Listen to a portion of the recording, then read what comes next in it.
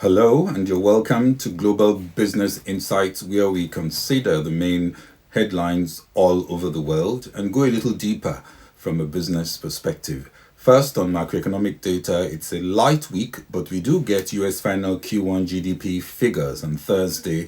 And on Friday, the final UK Q1 GDP figures also come out. We also get the preferred inflation measure of the US Fed. That's the core personal consumption expenditure index for May. That will be out also on Friday. Global prices of solar panels are already inching up in view of stiffer trade barriers. Prices for panels slated for delivery in August jumped 6.8% in the last month. But there is good news. Beijing has agreed to enter talks with the European Union on higher tariffs slammed on Chinese EV components. Japan's top currency official has warned that they stand ready to intervene in currency markets 24 hours a day if necessary. Vice Finance Minister Masato Kanda, in the event of excessive moves and excessive currency fluctuations that negatively impact the economy based on speculation, he said authorities are prepared to take appropriate action. The focus this week will be increasingly on the politics, the uncertainty in France, presidential debates in the US, and the expected transition to Labour in the UK. All will be closely watched by analysts and markets as they position for fresh potential power shifts and, of course, begin to consider wider implications. On Saturday, 10 South African political parties agreed to form a ruling alliance. The Al Jamaa party joined 9 others to create an administration that will run the country for the next 5 years under President Ramaphosa's ANC leadership. The alliance excludes the leftist economic freedom fighters and former President Jacob Zuma's party. On Friday, an Indian-born billionaire, 79-year-old Prakash Hinduja, and 3 family members were sentenced to prison for exploiting domestic workers at their lakeside villa in Switzerland, allegedly seizing their passports, controlling their movements, and making them work up to 18 hours a day. In Nigeria, Dangote is calling on the federal government and the National Assembly to protect Nigeria's interest as international oil companies are reported to be plotting its failure. This they do by failing to supply the refinery local crude despite paying a premium price.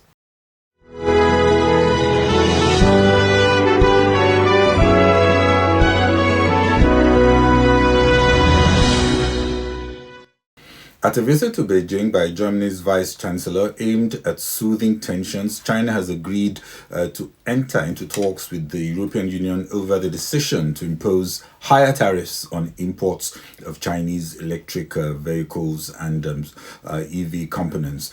Robert Habeck, Minister for Economic Affairs and Climate Action, said it was a first step and many more will be necessary. According to reports, Beijing wants the EU to scrap its preliminary tariffs on Chinese EVs to kick off on July 4.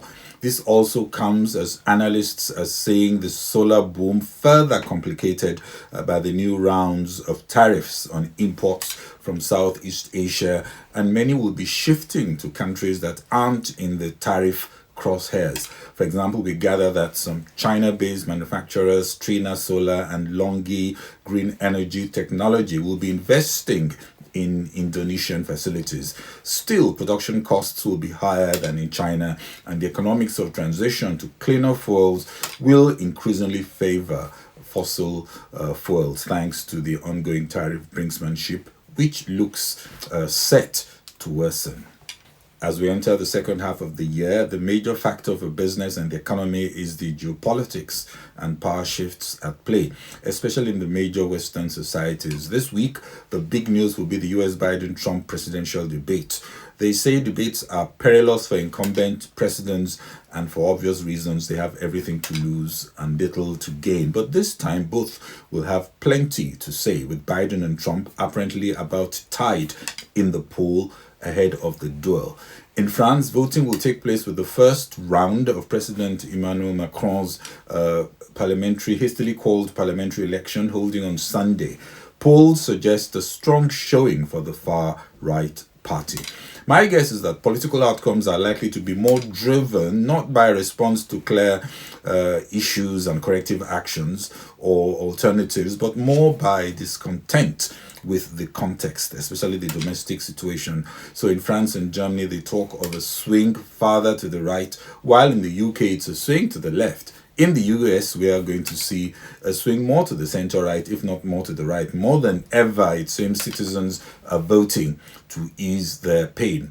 On Thursday, we will see this global geopolitical drama unfolding in an important chapter as Biden debates Trump. Biden will say Trump is too disgusting an alternative to contemplate and will make their pains worse. And Trump will say vote for Biden if you want your pains to continue. Both arguments are manipulative for Sunak. It's a different situation. Britons have already concluded they want something else, even if inflation has come down to the Bank of England's target. Starmer only has to say as little as possible. A recent FT poll in France showed the French voters trust the far-right RN party more to manage the economy and public finances despite unfunded tax cutting and spending plans and lack of experience in government. The unpopular Macron's reforms are plainly put disliked, and the Green Party in Germany and their climate focus do not answer to questions like cost of living crisis and the tepid economic growth. Also, governments today have greater influence and fiscally more expansive than used to be the case. Since COVID, governments' budgets grew and the advantage of an alliance with political victors is more pronounced. Also, the appeal of less ideological parties perceived as more flexible is increasingly rising. Still, this will be a year of geopolitical shifts and the uncertainty is palpable. The rally that was seen in the first quarter saw abating momentum in US markets in the second quarter as some cracks in the technology hyper-growth narrative were observed. Nvidia has dropped more than 5% from recent highs, and Broadcom and Apple have also dropped, and it's less clear where the next catalyst could come from for tech stocks. Stickiness in inflation implied interest rates would also be up for longer, and the outlook on the economy was mixed, although the narrative of resilience remains intact. What's more, the consumer, discretionary, banking, materials, energy, and utility sectors have all pulled back from record highs. Also, publicly held US dollar debt at over $26.2 trillion, roughly the size of the nation's GDP, is expected to continue growing, implying the Treasury will continue to raise money to service debt, causing interest rates to jump and hurting sentiment for equities. Analysts are therefore mostly warning of need for more caution in the second half of the year, urging more alertness before buying into rallies, as uncertain geopolitics will also, of course, cause many to shift and move to safety. Defensive stocks will increasingly be popular. Safe recession-proof balance sheets and, of course, gold and safe haven currencies will also be where people will be moving into. Now for an unusual story on business ethics. A Swiss court handed jail sentences to 4 members of one of Britain's richest family for exploiting Indian staff at their Geneva mansion. The Hindujas, whose fortune, estimated at £37 billion, could afford to do so much better. Still, Prakash Hinduja and his wife Kamal were on Friday each sentenced to 4 years and 6 months in prison, and their son Ajay and his wife Namrata received 4-year terms. The practice of bringing servants from native India to Europe and treating them badly, including allegations of confiscating staff's passports once they arrived in Switzerland, paying significantly below minimum wage, definitely is difficult to defend, more difficult to understand why it was necessary for a billionaire family to do this. The case points to bad behavior, inadequacy of labor laws in emerging poorer economies, which inadequately discourages abuses of the more economically vulnerable in high unemployment environments. A review of labor laws in Africa and developing economies could show significant scope to protect the poor from being cheated of their rights. Minimum work conditions should be in place and adequate penalties and better monitoring also needed. When it comes to labor laws and conditions, that which is illegal in Geneva or UK should also be illegal in Lagos, Johannesburg, or Mumbai. Human rights are universal rights, and poorer nations need to prioritize social safety nets that offer universal protections against abusive labor conditions. The damage of colonialism and apartheid beyond the economic rape extends to some mindset distortion and the poisoning of the human conscience that may take longer to heal. Many have been programmed by experiences they witnessed, and there is still a discussion to be had on the impact of a colonial oppression in shaping post-colonial elitist practices. The local wealthy and political elite are now living in the palaces and enjoy vast gaps in education and opportunity. Not that this excuses the crime of exploiting fellow men and women. For some, consciences numbed by repeated scenes of locals abused by colonial lords have yet to be retaught that it was wrong for the advantaged white to treat locals as less equal and less deserving of normal courtesies. A thriving political and economic elite may not be as sensitive as they should be to ill treatment of staff, and the complicity of the legal environment has normalized much abuse. It's comforting to see bold and blind justice. Perhaps the appeal by the Hindujas will reduce the sentence, and the Hinduja servant will now have a better life in Geneva. One hopes someone is learning from this case.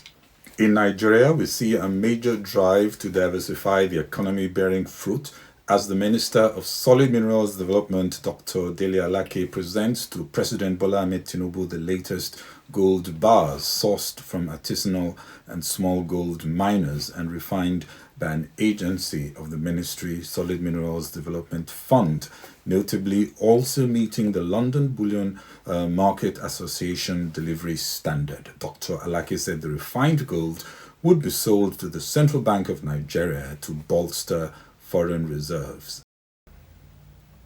Still in Nigeria, the management of the 650,000 barrels per day Dangote refinery at the weekend accused international oil companies in Nigeria of planning to ensure the failure of the $19 billion refining facility.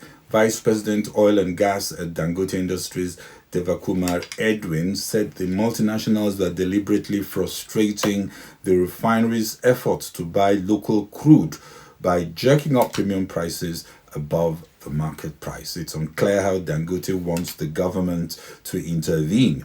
Nigerians stand to gain by lower costs if IOCs supply the refinery, but it's unclear if they can be compelled to do so, as the equity crude belongs to them to do as they wish. Asian markets mostly slipped. Alert for possible Japanese intervention as the dollar tested the 160 yen barrier.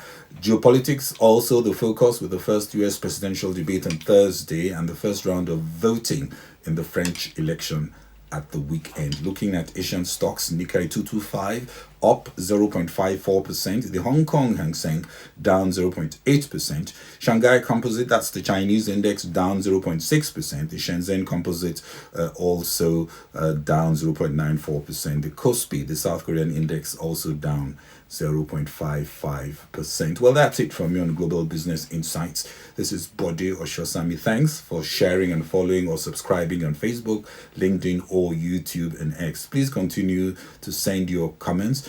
Global Business Insights will be off for a short holiday break from Monday, 1st of July. We'll be back on Wednesday, the 17th of July. Thank you so very much for watching.